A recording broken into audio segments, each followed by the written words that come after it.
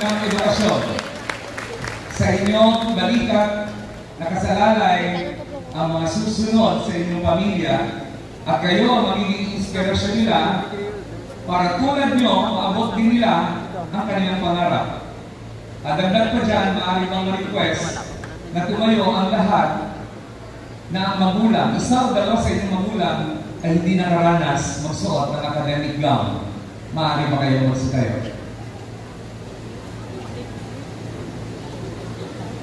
Yan ang aking patotoo na sa araw na to, hindi lang kayo ang masaya. If you feel happy today, your parents are even happier. Alam niyo kung bakit? Dahil minsan may isang batang tulad nyo na nangarap din magsuot ng togang suot-suot nyo ngayon, subalit hindi sila pinalad kagaya ninyo, kaya palakpakan nyo ang inyong mga magulang. Nailalakas na yan. Yung pinakamalakas. Kaya kung nakikiusap sa ating paaralan, President, pwede bang ma-request na huwag niyo munang bawiin ang toga na ito? Hayaan niyo munang iuwi nila.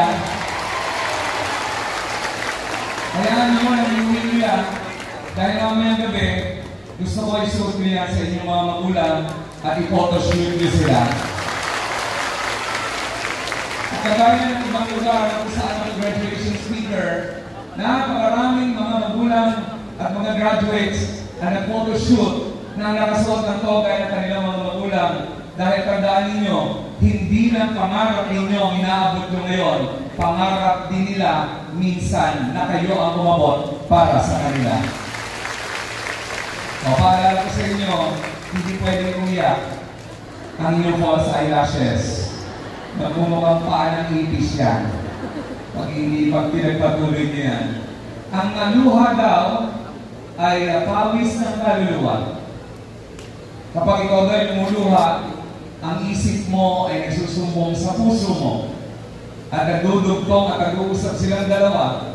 At yan nararamdaman nyo ngayon dahil kayo ay masaya para rin sa kanila. Gusto ko tanawin nyo kung saan man ako